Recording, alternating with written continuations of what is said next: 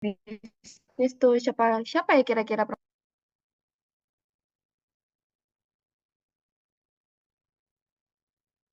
Oke, Jasmine. Untuk pemateri kita yang kedua hari ini itu ada Kak Aditya Mulya Pratama. Oke, jadi beliau ini merupakan Sustainable Business Manager di Lingkar Tema Kabupaten Lestari dan dulunya juga merupakan Program Development di iCare Indonesia.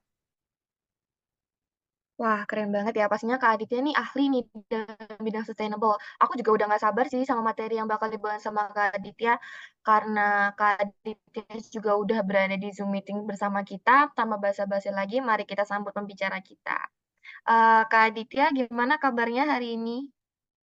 Halo, halo. Alhamdulillah baik. Baik. Apakah Kak Aditya sudah siap buat maparin materinya? Udah. Boleh, boleh. Senang banget nih bisa presentasi di teman-teman di Financial Camp pada pagi hari ini. Baik. Mungkin tanpa berlama-lama lagi ya, sesi pemaparan materi bisa langsung dimulai nih, Kak. Kepada Kak Aditya, kami. Oke, aku cek suara dulu. Suaraku aman kan ya? Takut putus-putus internetnya. Kalau tiba-tiba internetnya jelek, bilang aja ya. Baik, aman. Oke, eh, terima kasih semuanya. Di sini nama aku Aditya Mulya Pratama. Di sini kalau judulnya sih Green Investment Integration Strategy and Business Model. Mungkin sebelum aku mulai, aku cerita dulu kali ya terkait background aku. Dulu aku tuh sempat kerja di startup, dulu di startup renewable energy sekitar eh, di bidang renewable energy sekitar 5-6 tahun. Dan sempat juga di suatu inkubator startup, di mana inkubator startup itu portofolio yang kita either itu kita incubate ataupun kita akselerasi itu ada sekitar 20 sampai 30 startup ataupun bisnis fokusnya di renewable energy. Waktu itu di salah satu inkubator startup yang dia juga dari US, dia masuk ke Indonesia dan kita sempat keliling ke seluruh Indonesia nyari mana nih startup-startup mana yang berpotensi buat kita kembangkan lebih lanjut terus inkubasi ataupun kita investasikan. Nah, di sini aku akan cerita soal kegiatanku sekarang mungkin juga kayak karena sangat sangat nempel banget nih dengan kegiatan yang diajak sama teman-teman di Financial Camp. Ini saya di Kabupaten Lestari, di mana kurang lebih saat ini saya sebagai Sustainable Business Manager. Di sini ada portofolio eh, startup ataupun bisnis lestari ada di sekitar 5 kabupaten dan bisnis-bisnis lestari itu eh, antara kita investasikan ataupun kita bina dalam bikin venture build dari bawah gitu kan ya. Nah, mungkin next kali ya, aku pengen tanya dulu sama teman-teman. Nah, asal teman-teman dari kota mana aja ya? Mungkin aku pengen tahu nih. Kalau aku sih dari Jakarta, cuma sekarang lagi posisinya dari di Jogja. Mungkin ada di kolom chat. Jakarta, Tangerang, oke. Mana lagi nih? Malang. Oke. Ada lagi nggak? Ada lagi nggak? Bali. Wah, ada yang dari Bali juga. Oh, Bali nih orang inkubasi. Surabaya, Bandung. Oke, thank you. Nah, Cilacap. Wih, banyak juga ternyata keliling dari banyak kota di Indonesia ya. Nah, eh ada yang tahu nggak kota Siak tuh ada di mana? Ada yang tahu nggak kota Siak atau kota Sintang deh? Nah, mungkin nggak ada yang tahu ya. Aku juga baru tahu waktu aku baru gabung di LTKL. Wih, jago. Ada di Riau, betul. Nah, next kali ya. Nah, mungkin di pekerjaanku sekarang, di sini kita di LTKL itu kita membangun portofolio investasi untuk kabupaten-kabupaten di Indonesia. Jadi bagaimana kabupaten-kabupaten di Indonesia ini punya portofolio bisnis lestari. Nah, itu kita ada di Aceh Tamiang, Siak, Musi Banyuasin, Sanggau, Sintang Kapuas Hulu, Sigi, Gorontalo, sama Wonobolango. Cuman untuk portofolio yang sekarang aku lagi handle itu ada di Siak, ada di Sintang dan Sanggau, di Musi Banyuasin, dan juga di Sigi. Nah, portofolionya apa aja? Jadi kayak mungkin aku nanti bakal cerita juga kenapa sih kita mau bantuin bisnis-bisnis lestari ini. Dan jadi nyambung juga kenapa ya daripada aku mungkin banyak teori, apa yang aku praktekkan aku ceritakan aja di sini sih. Aku sih pengennya seperti itu. Next. Nah, di sini tuh aku bagaimana memfokuskan ada model perencanaan kabupaten ini punya visi ekonomi lestari dan juga membuat inisiatif model inovasi dan pengembangan bisnis berkelanjutan.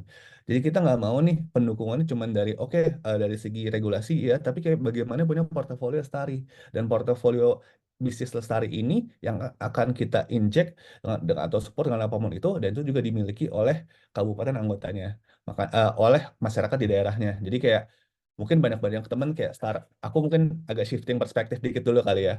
Banyak banget nih bisnis-bisnis ataupun startup itu asalnya dari Jakarta ataupun dari kota-kota di Indonesia, di Jawa mungkin, dan teman-teman juga mungkin banyak kota di Jawa juga.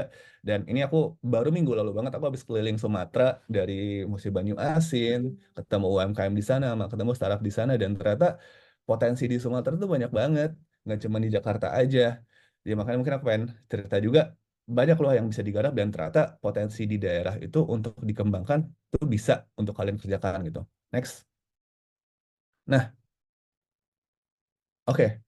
Bagaimana kita membuat suatu value added innovation dan juga eh, dan bisnis untuk Indonesia ataupun global value chain. Nah, mungkin teman-teman sering lihatnya kayak eh aku mungkin dulu di energi 6 tahun gitu kan ya. Cuma di sini aku coba shifting bagaimana proses suatu green investment itu ataupun portofolio bisnis lari itu nggak cuma di energi, tapi bagaimana dia juga di satu komoditas. Komoditas ini adalah komoditas yang juga melindungi alam gitu misalkan. Jadi kayak ada salah satu nih portfolio komoditas kita. Kalau fokus dari kita sih sekarang bagaimana kita mensupport suatu bisnis yang bisa melindungi hutan. Ternyata ada loh salah satu bisnis di daerah Kalimantan misalkan ya. Oh, ada suatu komoditas unik lokal di sana, namanya tengkawang. Nah, itu kita support juga salah satu bisnisnya. Ternyata bisa jadi bahan juga buat kosmetik. Dengan kita mendukung salah satu komoditas tersebut, kita ada salah satu investment portfolio kita juga. Nah, kita juga bisa mendukung agar hutan itu tetap terjaga. Jadi, eh, faktor-faktor apa aja sih yang untuk suatu bisnis yang kita dukung di daerah akan aku jelaskan di setelah ini. Tapi yang ingin aku tekankan adalah banyak banget potensi komoditas ataupun eh, perspektif lestari itu nggak cuma dari energi terbarukan aja, karbon oke, tapi bagiannya perlindungan hutan juga, gitu sih. Karena green sustainability itu definisinya banyak banget. Sirkular, restoratif, regeneratif, itu banyak banget. Dan itu tergantung dari perspektif yang kalian ingin implementasikan. Cuman di sini aku mungkin kayak sustainable district ataupun sustainable business yang disupport oleh kita ya. Next. Nah, eh aku akan membawa dari 4 poin ini, di mana pertama adalah satu panduan investasi lestari, dan dua adalah pitch deck, due diligence, dan juga terakhir adalah impact story. Di mana satu itu merupakan salah satu eh, apa ya panduan investasi yang dibentuk oleh LTKL dan juga oleh Koalisi Ekonomi Membumi dan juga beberapa mitra lainnya. Koalisi Ekonomi merupakan koalisi dari 36 bisnis di seluruh Indonesia. Nggak cuma bisnis, tapi juga investor ataupun suatu startup inkubator ataupun fundraiser yang mencoba mencari mana nih bisnis yang lestari ada di mana di Indonesia dan parameter apa aja yang harus kita lihat bila kita melakukan investasi lestari ke bisnis-bisnis tersebut. Paling seperti itu. Dan pitch deck ini di masa aku apa ya, di masa aku di startup inkubator tuh ada kayak sebulan tuh ratusan ataupun ribuan kali dalam waktu 2 tahun aku kerja di sana. Pitch deck tuh sering banget gitu kan. Bagaimana ada ratusan pitch deck atau sebenarnya standar pitch deck tuh gimana sih yang biasa dilakuin dan kayak oh ternyata pitch deck ini worth it juga nih buat dikembangkan lebih lanjut. Due diligence saat bisa biasanya tuh mungkin udah deep dive into dari bisnis ya, faktor apa aja sih yang ternyata harus dilihat apa ya pas kita buka buka buku oh ternyata startup ini beneran nih sangat mendukung green investment ataupun investasi lestari yang ternyata emang benar bagus dan kita nggak pengen ya tadi mungkin sama di pembicara sebelumnya juga aku sempat ngintip dikit-dikit startup itu nggak suatu bisnis itu nggak harus oke lestari, tapi untung kagak ya sama aja bohong kalau kalau nggak bisa jalan sendiri gitu kan. Sustainabilitas nggak cuma dari segi lingkungan aja, tapi sustainable dari segi finansial juga. Paling seperti itu. Dan terakhir, ini penting juga dan ya aku pengen kasih contoh aja sih kayak portofolio yang udah kita lakuin tuh apa aja, yang mereka kerjakan tuh apa, dampak mereka buat masyarakat tuh apa. Terus oke buat lingkungan ada, buat masyarakat ada, terus ternyata mereka bisa berjalan juga secara sustainable. Produk mereka apa sih yang bisa kita kasih contoh, daripada aku kasih contoh dari tempat lain, mending aku kasih contoh aja apa yang udah kita lakuin begitu. Next, ada nggak sih yang udah punya ide bisnis berkelanjutan di sini? Mungkin ada atau enggak, kalau ada kasih tahu ini pengen apa gitu. Tapi mungkin aku nge semangatinnya gini ya, kayak suatu ide tuh eh, yang mahal adalah eksekusinya. Jadi sharing-sharing aja, karena aku sering banget kalau di suatu zamanku di startup inkubator, eh, apa ya, orang tuh agak agak defensif soal ide, tapi kan sebenarnya bagaimana mereka mengambil implementasi ide itu yang penting, dan bagaimana timing ide itu mereka penting. Jadi kayak eh aku encourage banget misalkan ada gitu kan ya, dan kayak itu ya sekarang tuh opportunity banyak banget buat disupport buat ide bisnis berkelanjutan sih gitu. Next, nah kita kan bakal ngomongin soal panduan investasi lestari ya. Next, boleh next. Oke, nah di slide sebelumnya lagi dulu, sorry, yang tadi agak delay. Hmm, Sebelumnya lagi, sebelumnya. Oke, nah eh, di sini adalah satu panduan investasi lestari yang waktu itu dikeluarkan oleh Kementerian Investasi ataupun BKPM, didukung oleh Kadin, dan itu salah satu yang dibikin oleh LTKL, Koalisi Ekonomi Bumi, dan juga mitra-mitra kita. Ada ASICS, CDP, GRI, dan juga eh, Swiss Chamber of Commerce. Nah, itu di sini kita disupport untuk membuat suatu panduan investasi lestari, dan ada pilar-pilar juga yang kira-kira mendukung untuk apa sih investasi lestari itu. Teman-teman bisa banget download, buka Google, nanti habis sesi ini kayak panduan investasi lestari BKPM, itu ada di website BKPM gitu. Dan ini kayak menjadi panduan untuk kita, harapan menjadi panduan ataupun resep. Jadi LTKL itu kita ingin banget ada suatu skema ataupun suatu resep yang bisa dipakai oleh semua orang. Salah satu contohnya ini gitu loh. Kalau mau investasi lestari, itu ngelihatnya apa aja sih dalam perusahaan, faktor-faktor apa aja sih dampak ekonomi, sosial, lingkungan, dan tata kelola yang muncul pada operasional dan ingin diperbaiki ke depannya. Bagaimana sih kita milih dampak bisnis yang diprioritaskan? Sebenarnya dampak-dampak apa aja sih yang bakal dilihat kalau saat kita mau melakukan investasi lestari? Nah, kita pengen banget panduan investasi lestari ini nggak secara eksklusif dipakai sama kita-kita aja, tapi sama orang-orang lain juga yang ingin kayak, oh ternyata gini loh cara milih bisnis lestari, oh ternyata faktor ini loh, gitu. Dan nggak cuma sama investor aja, tapi sama juga, oh pelaku-pelaku usaha. Kita pinginnya bagaimana pelaku-pelaku usaha ini juga, oh menyesuaikan, oh ternyata kalau mau dianggap investasi lestari itu seperti ini ya, begitu. Oke, next. Nah, ini melakukan pilar investasi lestari dari panduan investasi lestari ya. Jadi mungkin kayak eh, di bawahnya merupakan suatu fondasi di bawahnya kayak, oke, prinsipnya dari Sustainable Investment Principle itu apa aja sih, dan kayak standarnya seperti apa. Di mana itu ternyata ada 4 standar nih yang kita coba kita bikin waktu itu. Waktu itu dari rekan-rekan mitra kita juga, dan juga dari KEM dan juga LTKL, ada 4, yaitu satu ekonomik terkait financial, reporting, sustainable procurement practice, ESG financing, dan juga product innovation. Terus ada environmental, oh ya pastinya emission measurements, dan juga emission reduction, dan juga habis itu kayak terkait energi efisiensi dan juga water efficiency. Nah, terus juga bagaimana, oh ternyata mereka ada eco-friendly raw materials. Kan kita sering dengar kan, oh ternyata mereka eh, pakai apa namanya, bungkusan masih plastik. Ya mungkin kalau emang masih susah ya nggak apa-apa juga. Tapi ya di sini kita mencoba memaksimalkan yang sudah ada. Terus habis itu tuh bagaimana mereka membuang waste manajemennya. Nah, ada juga terkait suatu faktor terkait high conservation value. Di sini yang salah satu yang kita fokuskan adalah, oh ternyata di HCV itu misalkan kayak di suatu peatlands ataupun lahan gambut yang ternyata kalau kita bisa jaga itu buat tabungan karbon kita bisa jauh lebih banyak buat ke depannya. Nah, salah satu di bidang environmental, bagaimana kita merestorasi atau merehabilitasi suatu kawasan yang tadi aku bilang, banyak loh potensi-potensi komoditas ataupun produk yang bisa dikembangkan agar kita bisa membuat suatu bisnis yang lestari, gitu kan ya. Nah, ini sosialnya nggak kalah penting, di mana ini merupakan ini kantorku ya, ini gender representation. Kalau LTKL sendiri 70 sampai 75% lah ya, itu eh, cewek-cewek semua, di mana kayak eh, wanita-wanita yang super keren banget di sini semua head ataupun leader cewek-cewek wanita yang keren-keren semua. Dan aku tuh ya minoritas sih, dan di sini adalah satu hal penting untuk representatif dari semua gender di suatu bisnis yang mungkin male dominated ini butuh perspektif semuanya agar semua eh, perspektif itu bisa ter apa ya representasikan di sini. Vulnerable group, di mana ini salah satu faktor juga kalau salah satu portofolio kita itu menargetkan, oh ternyata banyak masyarakat adat nih yang harus kita representasikan.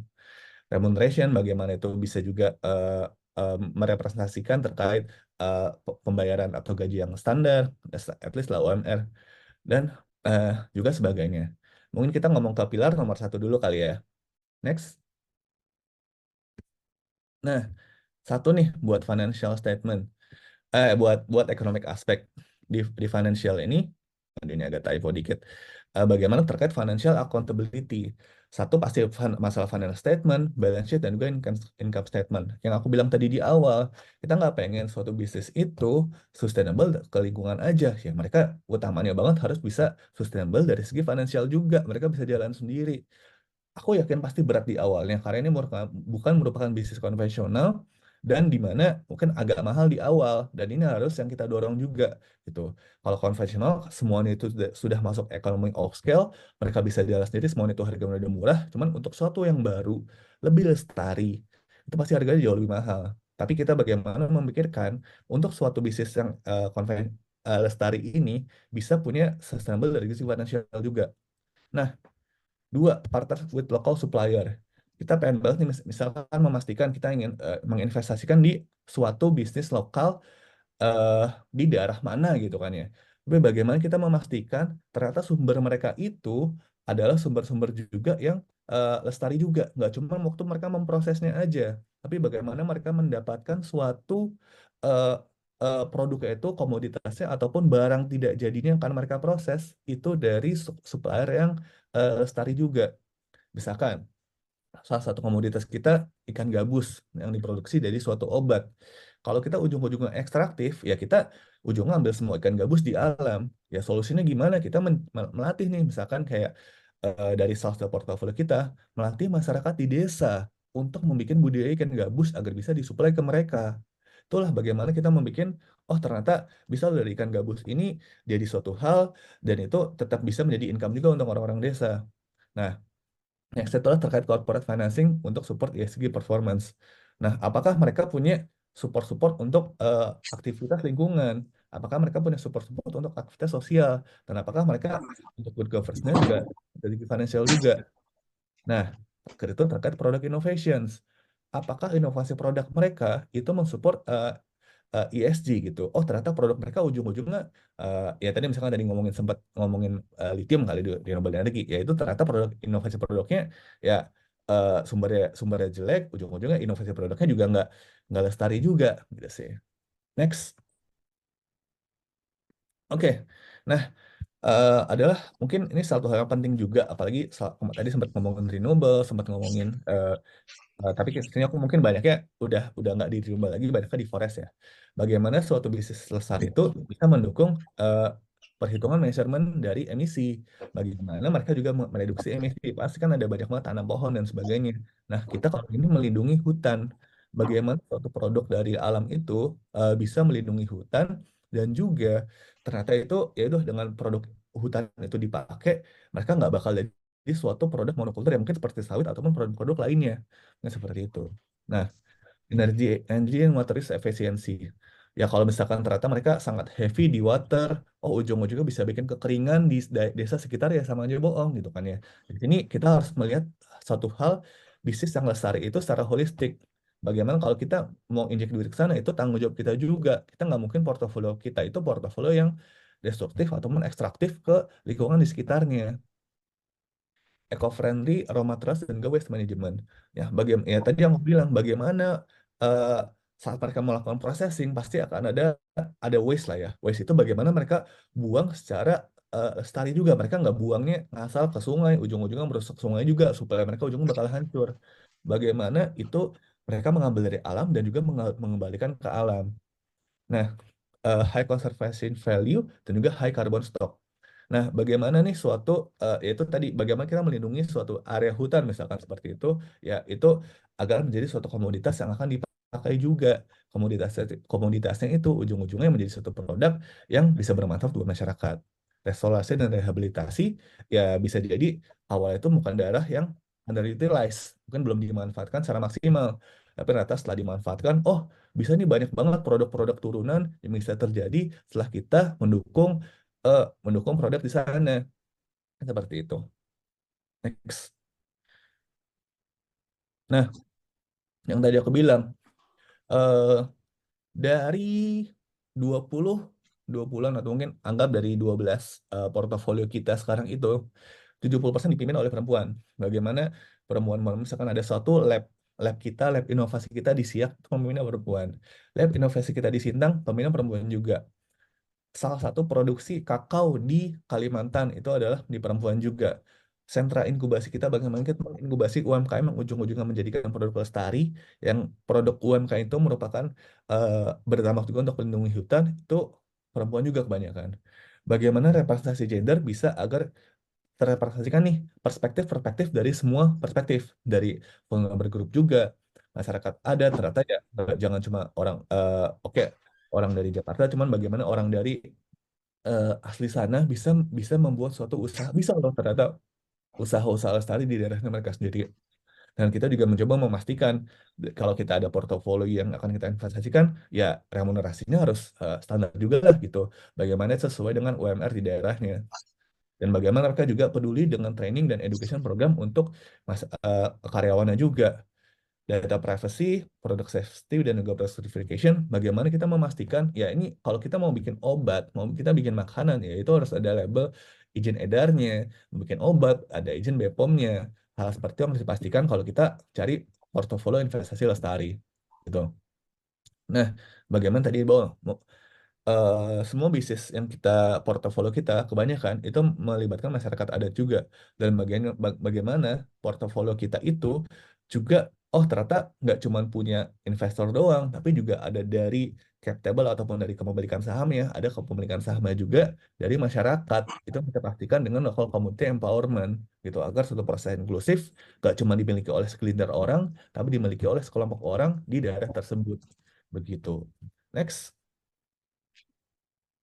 Nah, eh, suatu bisnis tuh pasti kalau mau scale atau mau besar, pasti organisasinya bakal besar. Bagaimana kita memastikan organisasi tersebut kita dampingi nih, kalau dari portofolio LTK ya, mempunyai, ternyata mereka untuk berkembang bisa loh, orang-orangnya capable semua, organisasinya sudah dibentuk, sudah siap agar bisa membesar di suatu hal yang besar. Yang terakhir pasti masalah ya anti korupsi dan anti bribery, bagaimana memastikan bahwa portofolio dari kita ya suatu yang eh, punya apa ya, nilai-nilai yang untuk dijaga lah ya untuk hal seperti ini. Next. Nah, kita bakal ngomongin pitch deck nih. Ini baru satu dari topik kedua kali dari 4 yang aku akan bawakan. Ini ada yang pernah nge-pitch, dan kira-kira kalau kita pitching ide bisnis kalian tuh kira-kira seberapa lama sih? 1, 2, 3, 4, 5, 6, 7, 10, 20 menit. Coba mungkin di kolom chat kalau ada yang bisa tulis. 5 menit, oke. 5 menit 10, oke. 3 cepet banget. Oke. 5 menit 10 menit, oke. Oke.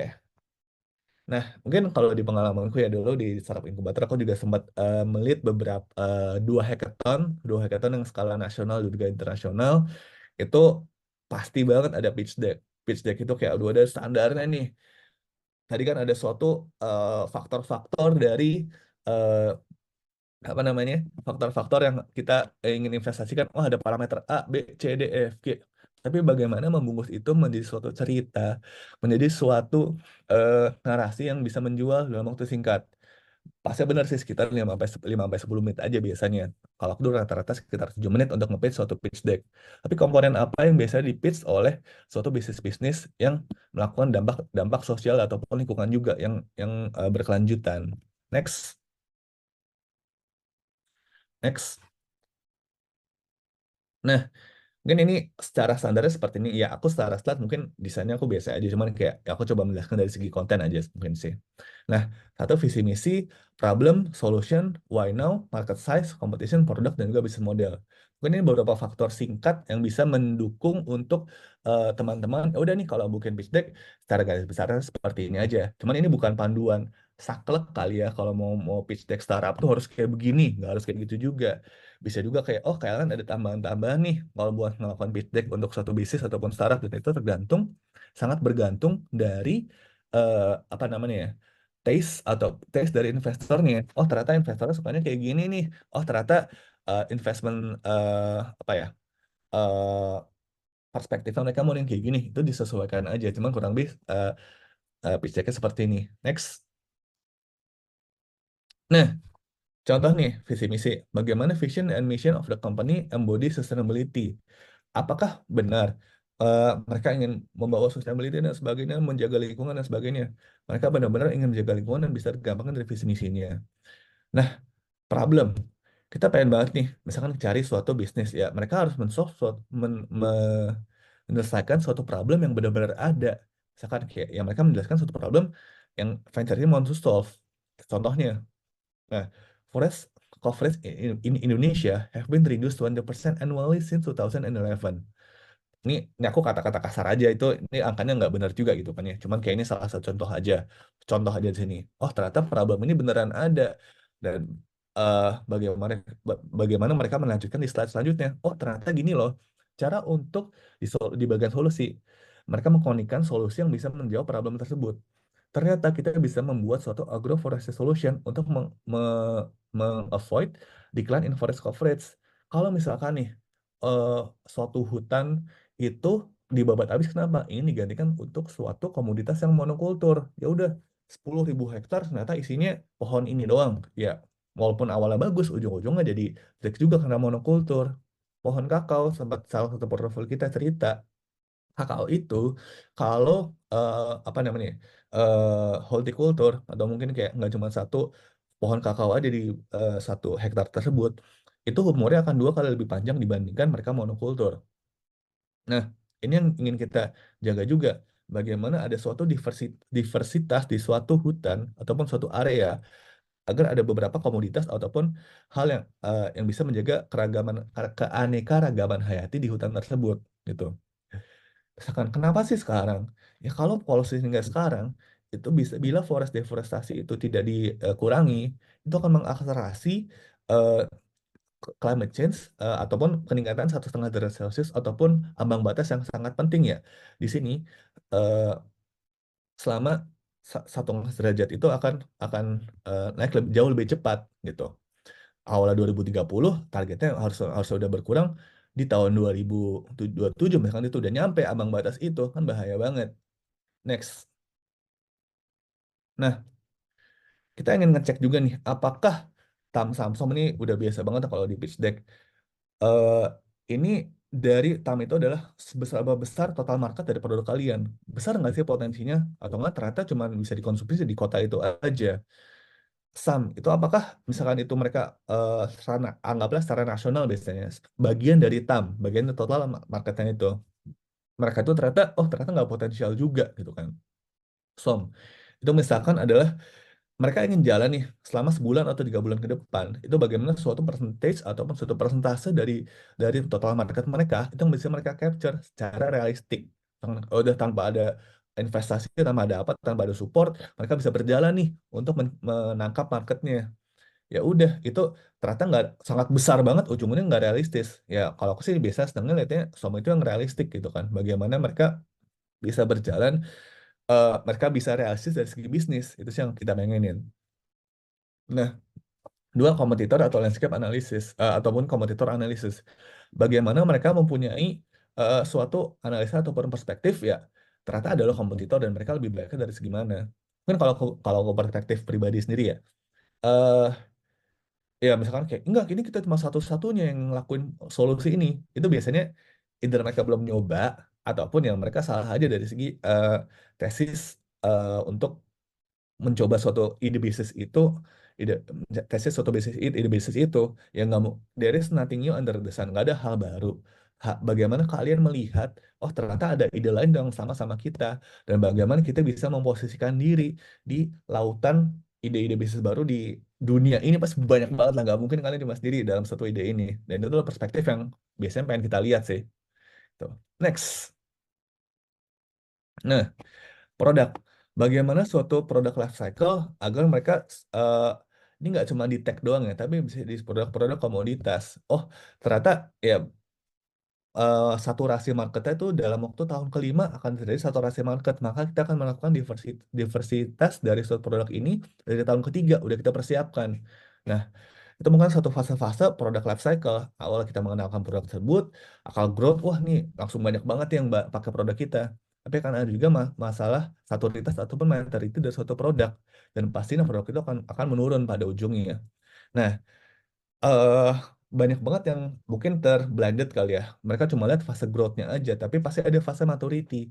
Bagaimana mereka mempersiapkan produk sampingan untuk berkompetisi dengan dirinya sendiri agar mereka secara perusahaan itu nggak mati, gitu kan. Oke, next.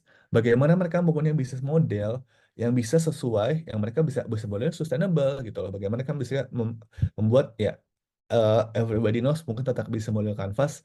Ini kayak pasti udah cukup fasih juga lah ya terkait bisnis model Canvas ini. Eh, kita nggak harus kalau saat lagi pitch deck itu benar-benar dipresentasikan plek ketiplek, tapi kita harapkan suatu bisnis itu bisa mengerti apa sih yang harus dikasihkan. Next. Nah, pastinya itu ada due diligence atau kita udah mulai buka buku nih setelah kita, oh mereka parameternya oke nih. Terus habis itu, oh ternyata kompis deck oke juga. Nah, terus pasti ada fase namanya due diligence. Next. Nah, due diligence itu pasti kalian udah buka buku nih. Buka buku, buka buka apa ya, laporan keuangan kalian tadi yang kita ngomongin panduan investasi lestari. Oh ternyata setiap produk yang kita gelontorkan ke pasar, satu produk ini setara dengan pengurangan emisi karbon sekitar berapa kilogram lalu dan sebagainya. Itu kan klaim-klaimnya. Cuman perhitungan itunya harus ada di apa ya, backbone dari suatu bisnis tersebut. Nah, biasanya tuh misalkan kayak bisnis-bisnis yang portofolio kita tuh banyak banget di cari-cari sama investor lain juga gitu kan ya. Nah, tapi pastinya harus selalu ada NDA ataupun non-disclosure agreement. Bagaimana memastikan ya udah kita share data ke kalian, ke investor luar atau sebagainya, jaga kerahasiaan ini. Lalu bisa juga kayak mereka cuma pengen lihat-lihat aja, tapi ujung-ujungnya mereplikasikan ke bisnis mereka sendiri gitu sih.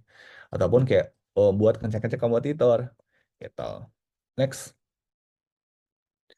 Mungkin ini penting, simple banget tapi penting. Sekarang ini kita lagi nge-venture build sekitar 9 bisnis lah, 9 bisnis, dan kita mempersiapkan bagaimana mereka bakal menerima investasi lanjutan dari investor luar juga gitu kan.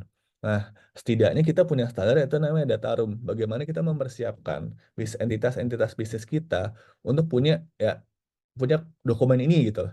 Kelihatannya kayak ya lah gini doang pasti semua udah punya, nggak juga. Nggak juga, nggak semuanya serapih itu gitu. Biasanya tuh mereka udah jalan-jalan weh gitu kan ya, tapi kayak mereka nggak memperhatikan ya udah tata kelola organisasi seperti apa, dokumen apa yang harus sudah ada, financial statement harus seperti apa, growth growth aja tapi ujung-ujungnya sebenarnya boncos. Nah itu kan sebenarnya penting banget nih. Satu, financial statement-nya rapih tadi, oh ternyata kita bakal butuh fundraising-nya di tahun keberapa, itu terkait financing pipeline. Kita selama 3 tahun ini bisa nih jalan sendiri, tapi ternyata di tahun keempat atau tahun kelima kita bakal butuh fundraising. Oh ternyata fundraising yang kita raise di tahun keempat dan kelima akan habis di tahun ketujuh. Di tahun ke-8 kita fundraising lagi. Human resource-nya, orang-orang marketable itu seperti apa, dampaknya didokumentasikan semua. Bahkan etis legal atau etis apa. Atau misalkan kayak, oh ternyata kita punya yayasan di bawahnya perusahaan ini, lalu dan sebagainya. Itu pasti ribet banget, gitu kan ya. Terus juga, oh tadi market studies, apakah mereka punya market studies untuk si supply-nya mereka, persaingannya mereka, landscape kompetitor dan sebagainya, masalah operasional mereka, pitch deck-nya mereka buat investor seperti apa, buat showcasing seperti apa, portofolio produknya seperti apa. sama partner-partnernya mereka punya nggak sih list ataupun oh kita bakal punya 1.000 potensial leads dari sales ataupun partner kita, tapi kita cuma bisa mengeksekusi 100 doang dari sales partner, ujung-ujung kita strateginya bakal seperti ini. Saat kita udah buka buku atau ngeliat suatu bisnis itu sebenarnya bisa berjalan atau enggak, kita pasti buka-buka hal seperti ini. Kita ngelihat mereka tuh beneran bisa jalan nggak sih, beneran mereka akuntabel nggak sih untuk menjalankan suatu bisnis ini. Kan seperti itu. Next. Nah, mungkin ini eh, aku langsung ceritanya adalah bagaimana contoh-contoh bisnis yang kita bina langsung dan kenapa kita mau bekerja sama-sama mereka dan dampaknya apa sih yang mereka berikan. Di sini kita ada 3 contoh bisnis. Mungkin kalau contohnya itu adalah contoh sebelumnya di sesi selanjutnya aku sempat lihat juga tuh Grameen Bank yaitu di Bangladesh yang aku sempat lihat juga. Itu kan salah satu yang penerima Nobel. Ya kalau bisnis kita sih belum menerima Nobel ya. Ini salah satu ide bisnis ataupun yang benar-benar kita support dan juga kita investasikan lebih lanjut gitu. Jadi kayak aku daripada banyak tel, mending kita show terkait nih loh yang kita lakuin dan kita yang portofolio yang kita investasikan tuh seperti apa gitu. Next. Mungkin eh story itu penting banget ya. Bagaimana suatu cerita itu dapat membungkus suatu ide bisnis tersebut. Oh, ternyata dampaknya beneran loh. Ini adalah suatu model yang LTKL bikin. Bagaimana mengintegrasikan semua faktor dari hutan, dari lab riset, dari qualified local human capacity, dari community based industri, dan juga bagaimana suatu supply chain itu bisa diterima oleh masyarakat di kota ataupun di seluruh kota lainnya gitu ya. Di sini kita coba mengintegrasikan semua itu. Kantorku kerjanya apa? Kerjanya banyak banget kayak gitu. Bagaimana kita ada support-support juga dari segi regulasi untuk mendukung bisnis-bisnis berkelanjutan ini di daerah. Kurang lebih kalau tadi ngomongin circular economy ya, secara sirkular inilah yang kita bikin semuanya gitu loh. Dari ujung ke ujungnya, dari hulu ke hilirnya. Kita pastikan semuanya bisa berjalan, berdampak dari semua aspek gitu. Next. Nah, eh, next lagi. Next, next, next. Oke, nah bagaimana kita bisa memastikan, oh ada optimum manajemen dan juga yang tadi aku selalu ulang-ulang lagi dari high consumer value itu utilisasi dan produksi dari daerah yang dikonservasi dan kita bagaimana mengutilisasi daerah yang dikonversi itu oleh profesional muda yang udah di empowered gitu.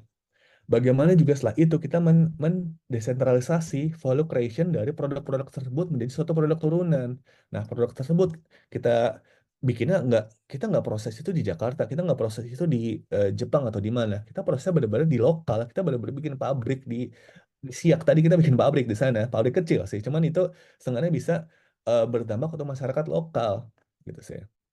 Setelah itu bagaimana kita mengkoneksikan dari rural ke urban untuk suatu supply chain yang terintegrasi, suatu produk-produk yang bisa dipakai terus, ternyata berguna loh. Oh ternyata coklat ini dimakan oleh siapa? Obat ini berguna loh untuk menyembuhin luka dan sebagainya. Next, next. Nah, ini adalah satu profil bisnis kita. Ini namanya Ara, Yohana Tamara. Dia bisnisnya Kalara Borneo. Di sini nyambungnya sama SDGs apa aja. Satu bisnisnya apa aja. Di sini kita dia apa namanya bagaimana dia melindungi hutan dengan menanam kakao gitu kan ya. Nah di sini ternyata tuh di Kalimantan itu banyak banget nih hutan yang udah terdegradasi gitu. Dan di sini bagaimana kita bisa memastikan hutan yang terdegradasi ini bisa terlindungi. Salah satunya adalah melakukan penanaman kakao di eh, tanaman karet gitu. Nah karet itu ternyata lah secara pendapatan pasti kalah sama sawit. Nah bagaimana arah ini bisa bekerjasama dengan apa namanya petani-petani di hutan untuk bisa menanam tumpang sari untuk karet-karet di eh, perkebunan karetnya. Mungkin next 2 slide kali ya, biar kita langsung kasih contohnya aja. Nah, ini contoh gambarnya. Ini contoh penanaman kakao di kebun karet tua di Sintang di Kalimantan Barat. Itu daerah yang mungkin kayak aku juga itu 7 jam dari Pontianak. 7 jam dari Pontianak naik jalur darat. Naik pesawat ke sana sering banget di cancel. Nah, bagaimana ini contoh di Kalimantan Barat ya ini namanya paru-paru dunia. Kalau hutan karet ini nggak dilindungi, ya ujung-ujungnya bakal ditebang buat sawit lagi gitu loh. Dan ujungnya bagaimana produk ini, oh melindungi hutan, caranya gimana? Caranya begini. Bagaimana mereka punya eh suatu keragaman hayati yang punya nilai tambahan juga. Dan mereka memproses coklat itu, ya udah disintang juga gitu. Produksi asli kabupaten di daerah yang ujung-ujungnya bisa dinikmati oleh masyarakat di kota. Ada di Tokopedia produk-produknya dia. Gitu. Next. Nah, Ini eh, ini orang lokal dulu kalau ceritanya ketemu Mas Gun tuh dia dari nyangkul lah di sawah, tapi ujung-ujungnya dia bisa menjadi suatu CEO dan bisa menjadi suatu ya ini salah satu lokal champion yang kita temukan juga dan kita bina. Eh, Mereka dan ujung-ujungnya ngomong di TEDx di Jakarta kemarin di tahun lalu bagaimana suatu nature based climate solution bisa mitigating fires dengan ikan gitu ternyata ikan loh ternyata bisa untuk nggak cuma dari komoditas hasil hutan aja. Ini kalau teman-teman punya waktu abis ini sangat menginspirasi inspirasi, inspirasi banget Mas Gun, tonton aja TEDx-nya keren banget pokoknya. Nah, next. Nah, ternyata lahan gambut ataupun peatland itu pasti bahaya untuk kering, misalkan ditanami sawit. Bagaimana kita menjaga lahan gambut tersebut? Ya, kita menjaganya adalah dengan melakukan inovasi-inovasi berbasis alam, salah satu dengan ikan gabus. Ternyata ikan gabus itu adalah suatu endemik di lahan gambut. Kalau ikan gabus di lahan gambut dijaga, maka lahan gambut akan tetap basah. Gitu. Lahan gambut tetap basah. Ujung-ujungnya apa bagusnya? Mereka bisa menjaga agar nggak dari kebakaran hutan. Di Riau, di Palembang, di Sumatera itu pasti banyak banget kebakaran hutan. Nah, bagaimana menjaganya ternyata dengan kita memproduksi nilai tambah dari lahan gambut gitu. Nah, di sini kita juga berpikir, loh, kalau kita apa namanya ekstraktif banget nih, ujung-ujungnya ikan gabusnya mati semua dong. Nah, bagaimana nih PT ASL yang kita support ini juga bisa mendukung masyarakat-masyarakat di daerah. Mereka melakukan budidaya di 3 desa. Mereka kayak ada 5.000 bibit dan 12 pasang indukan.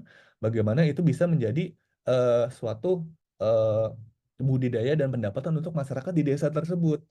Jadi ikan gabusnya nggak bakal habis, akan sesuai juga dengan produksi yang akan mereka produksikan gitu.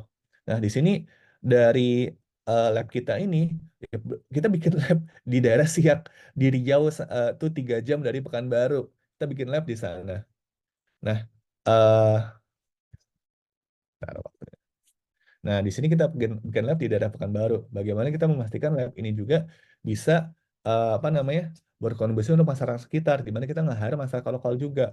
Nah, di sini kita bisa memastikan bahwa dampaknya itu bisa ya punya lokal, masyarakat lokal, dan kita punya berdampak juga untuk lokal gitu. Jadi kayak misalkan salah satu portofolio investasi kita yang kita mencari yang seperti ini. Tuh. Next.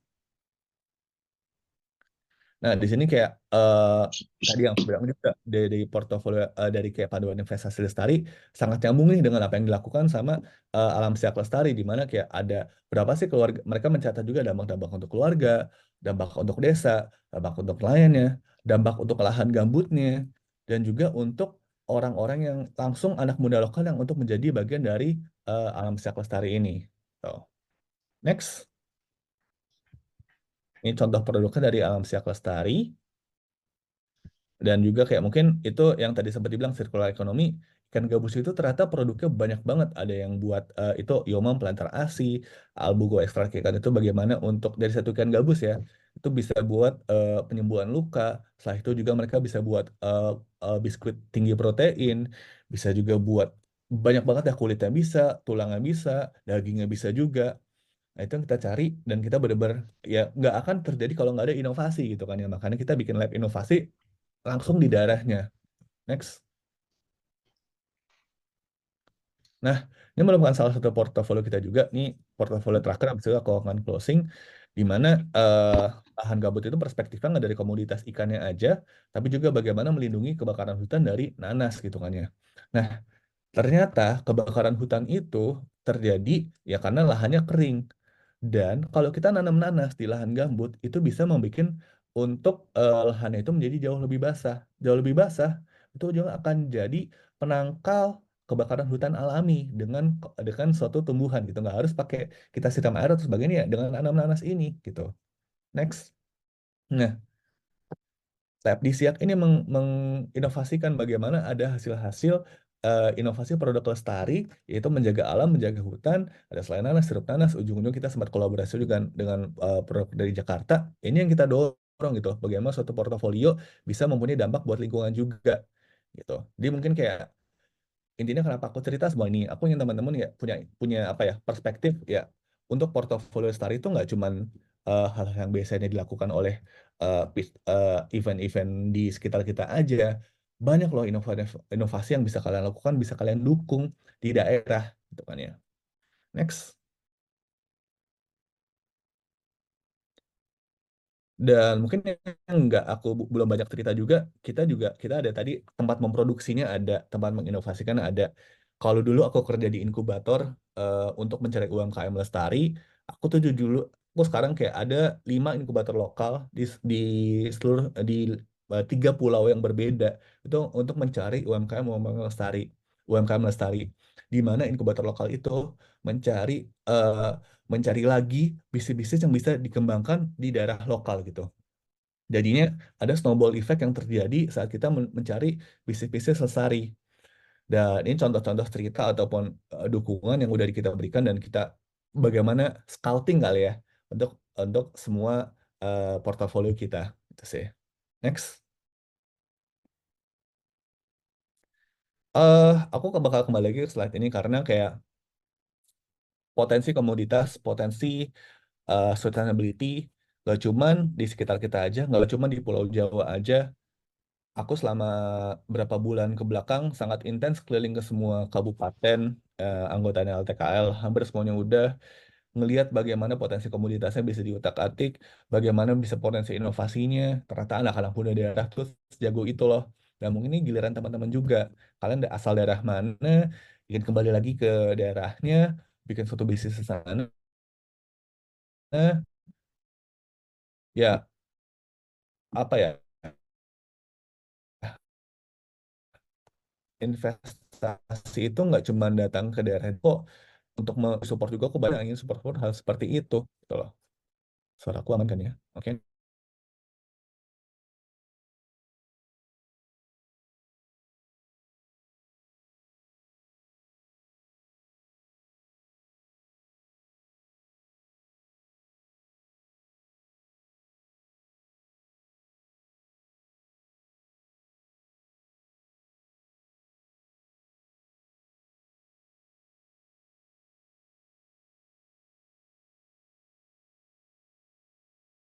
Ya, karena tadi di Lingkar Temu Kabupaten Lestari kan sudah menerapkan hal ini ya. Terus ada pilar investasi lestari juga. Terus kita juga bisa tahu gimana TKTL tuh berimpact di Indonesia. Terus ternyata ada buku panduan investasi lestari dari BKPM. Terus aku juga bisa nangkep keutamanya tuh biar orang semua tuh terlibat terus terrepresentatif. Aku yakin para peserta juga merasakan hal yang sama. Terima kasih banyak Kak Aditya. Selanjutnya mungkin kita bakal langsung ke sesi Q&A karena saya yakin para peserta juga pengen tanya banyak ke Kak Aditya. Oke, langsung saja kita ke sesi Q&A. Bagi teman-teman peserta yang ingin bertanya mengenai materi kali ini, dipersilakan untuk mengakses link Slido yang telah kami bagikan pada chat Zoom. Oke, sudah muncul satu pertanyaan nih, Kak, dari Labika Humaira. Apakah untuk bisa disebut sustainable, bisnis harus bisa mencakup sustainability di seluruh aspek dalam BMC-nya? Mungkin bisa dijawab dari Kak Aditya. Kalau aku sih perspektifnya mulai aja dulu kali ya, karena eh, bisnis yang kita bina itu contoh Alam Siak Lestari ya, mereka dari segala aspek ya, komunitasnya dapat, masyarakat ada dapat juga, representasi gender dapat, terus juga produknya juga ada belasan produk turunan yang mereka riset juga, itu nggak terjadi dalam waktu 1-2 hari gitu loh. Itu udah membina mereka sekitar 3-4 tahun gitu di portofolio kita. Dan itu menurutku salah satu aspek aja kalian benerin dulu, tapi kalian udah ada apa ya, roadmap-nya ke arah mana gitu kan ya. Nggak harus semua itu perfect baru kalian mulai. The apa ya, enemy of starting of finishing something itu perfection gitu. Kalian nggak harus semua itu perfect. Semua bisnis tuh awalnya nggak mungkin perfect. Udah semua aspek udah benar semua. Dari situ makanya kayak kalian harus bisa eh, mulai dulu aja, at least satu aspek tapi roadmap-nya jelas untuk mendukung suatu aspek sustainability. Itu aja. Oke, baik. Terima kasih, Kak Aditya. Selanjutnya, dari partisipan yang sudah raise hand nih, mungkin Banyak juga. bisa dari partisipan Aisyah, bisa on mic. Iya, sebelumnya terima kasih banyak Kak Adit atas paparannya tadi sangat menarik sekali. Mungkin aku lebih ingin banyak nanya soal eh, pengalaman atau struggle ketika apa ya mencoba membantu UMKM atau usaha-usaha yang masih kecil itu untuk berkembang menjadi seperti saat itu untuk bisa menarik investor. Karena kan pada saat memulai tentu masih banyak yang kekurangannya ya, terkhusus dia kurang menarik lah di mata investor dan atau lain-lainnya. Mungkin aku ingin lebih bertanya ke arah ini sih, Kak. Kenapa atau bagaimana caranya eh, suatu bisnis yang ide bisnis yang seperti tadi yang eh, lebih ke arah sustainability ini tuh gimana caranya atau boleh diceritakan ada nggak yang paling menarik atau yang struggle dalam pembiayaannya gitu Kak? Ya.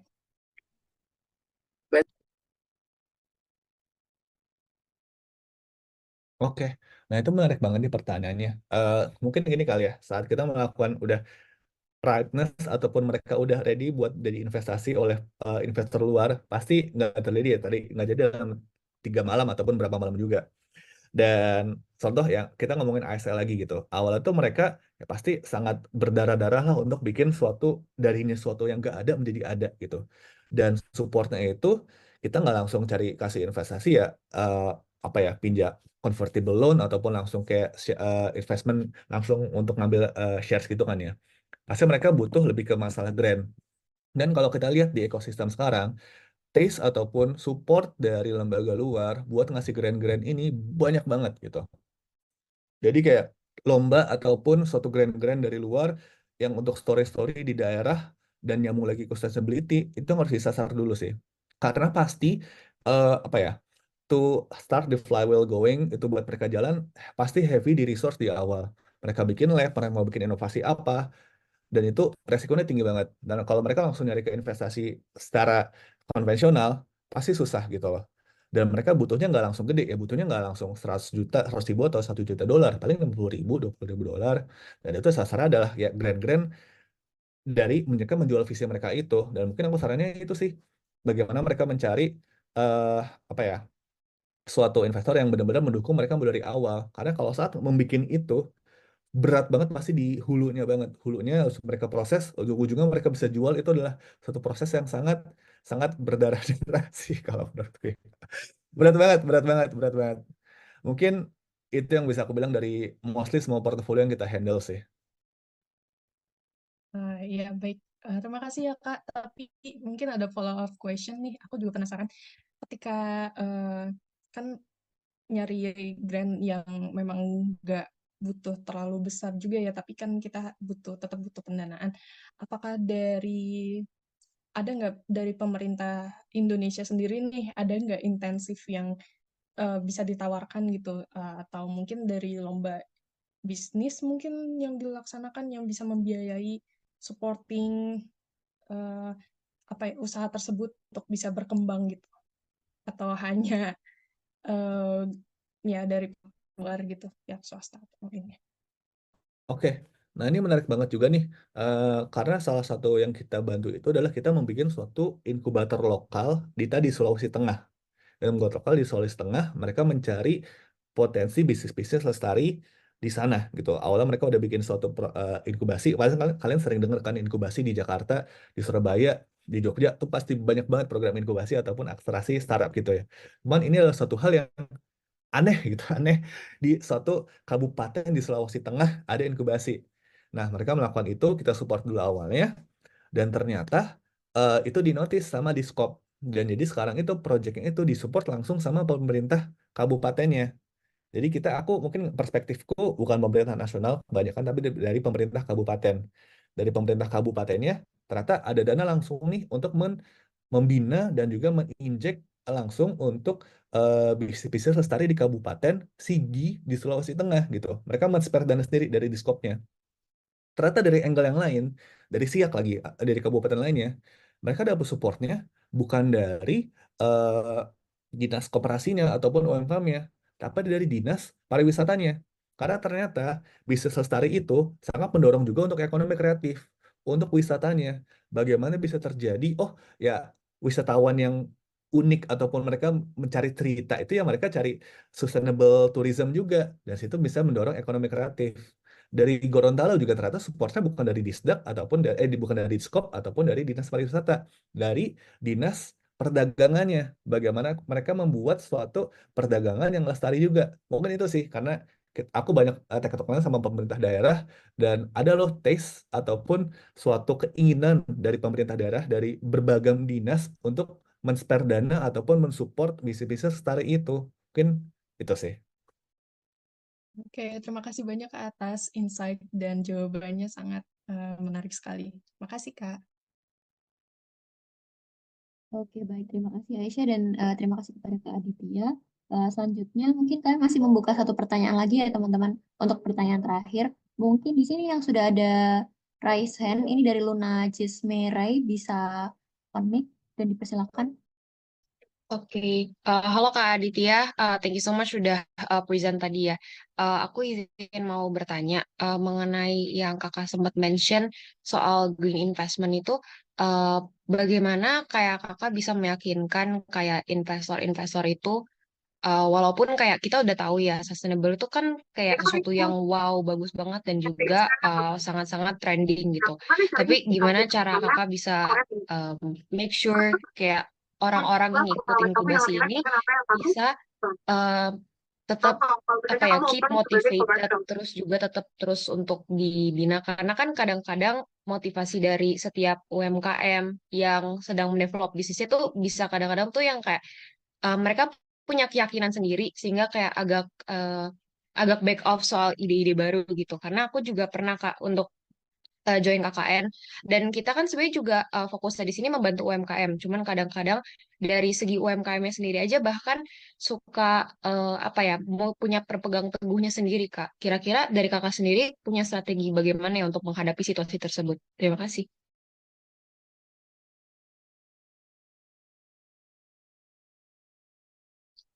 Belum on mic Kak. Ya, Sorry. sorry. Ya. Mungkin satu bagaimana meyakinkan investor luar untuk mau menginvestasi di sini.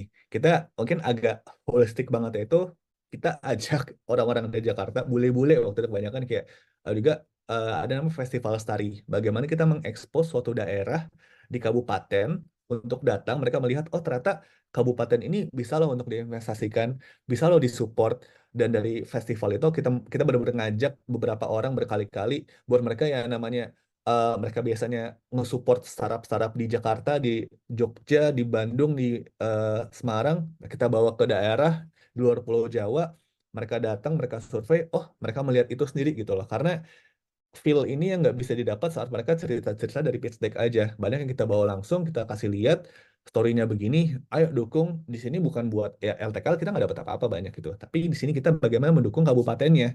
Baru kita bawa, ya udah kita end-to-end experience di kabupatennya itu. Dengan ya mereka melihat experience langsung, mereka lihat ke petaninya, dampak apa sih yang mereka lihat setelah mereka melakukan investasi.